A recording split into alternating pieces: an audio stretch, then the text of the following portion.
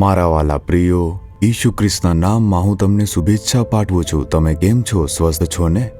શું તમે બધા ખુશ છો? પ્રભુની દયા દરરોજ સવારે નવી હોય છે. તે આપણને દરરોજ નવી દયા આપી રહ્યા છે. તે આપણને નવી રીતે દોરે છે. અને આજના દિવસે પણ પરમેશ્વર તમને એક નવો આશીર્વાદ આપવાના છે. એમાં વિશ્વાસ કરો. શું આ સ્થાન દેખાય છે? આ સ્થાન પર જીઝસ રિડીમ્સ મીડિયાની સેવા કાર્યનું બધું સામગ્રીનું રેકોર્ડિંગ થાય છે અને એડિટિંગ પણ અહીંયા થાય છે. અદ્ભુત બાળકો તે અહીં કામ કરે છે. મને તે સ્થાનથી તમારી સાથે વાત કરીને ખૂબ આનંદ થાય છે. તમે આ સેવા કાર્ય માટે પ્રાર્થના કરો અને તેને ટેકો આપો છો.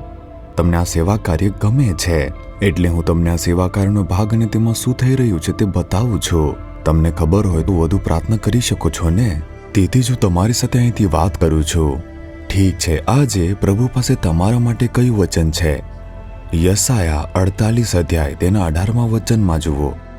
તારી શાંતિ નદીના જેવી ને તારું ન્યાયપણું સમુદ્રના મોજા જેવું થાત. નદી, શું તમે નદીને વહેતી જોઈ છે? તમે જુઓ, મોટાભાગની નદીઓ ઘણા પર્વતોમાંથી નીકળતી હોય છે. જ્યારે વરસાદ પડે છે અને પર્વતમાંથી જે પાણી છે તે નદી તરીકે નીચે વહેતું હોય છે. તમે તે જોયું હશે. ચોમાસા દરમિયાન જો નદી ભરાઈ જાય છે, આપણે તેને જોવા માટે જઈશું. અમારા શહેરમાં થમીરપરા નામની નદી છે. ત્યાં નજીક જ છે. જો નદી પાણીથી ભરાઈ જાય તો ઘણા લોકો તેને જોવા માટે આવશે. હું પણ ત્યાં ગયો છું. તે જોવામાં સુંદર લાગશે ને? જ્યારે નદી પાણીથી ભરાઈ જાય છે તે જોવામાં ખૂબ જ આનંદદાયક હોય છે. પ્રભુ કહે છે તમારી શાંતિ પણ એવી જ રહેશે, એક નદી જેવી.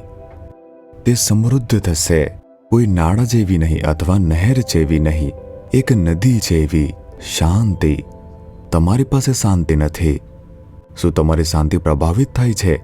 આ દુનિયામાં શાંતિ વિના ઘણા બધા લોકો સંઘર્ષ કરે છે. તેમની પાસે પૈસા છે, પદ છે, ખ્યાતિ છે, તેમની પાસે બધું છે પણ શાંતિ નથી.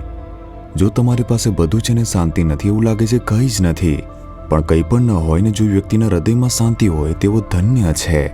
આપણને આ શાંતિનું વચન આપનાર ઈસુ ખ્રિસ્ત છે, કારણ કે તેમનું નામ શાંતિનો રાજકુમાર છે. મારી શાંતિ હું તમને આપું છું, આમ પ્રભુ કહે છે. શાંતિ હૃદયમાં ક્યારે આવશે શું તમે જાણો છો? પરમેશ્વર કહે છે કે જો તમે મારી આજ્ઞાઓનું પાલન કર્યું હોત તો તમારા જીવનમાં શાંતિ નદી જેવી હોત.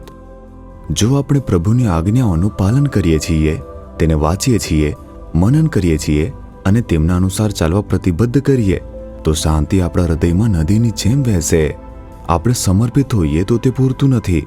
તમારો વિશ્વાસ કાર્યમાં પ્રગટ થવો જોઈએ. તેમને તમે કેવી રીતે વ્યક્ત કરશો? વચન અનુસાર વચનો વાંચવા જોઈએ. દરરોજ તમે બાઇબલ વાંચો અને પરમેશ્વર જે આજ્ઞા આપેલી છે તેનું તમે પાલન કરો. પ્રભુ, હું આજ્ઞા પાલન કરવા પ્રતિબદ્ધ છું એમ કહો. મને પાલન કરવામાં તમે મદદ કરો એમ પ્રાર્થના કરો. પ્રભુ કૃપા આપશે. શા માટે જાણો છો? કેટલાક કહેશે આપણે બાઇબલ પ્રમાણે બિલકુલ જીવી શકતા નથી. ખ્રિસ્તીઓ આવું બોલે છે, જોયું છે ને?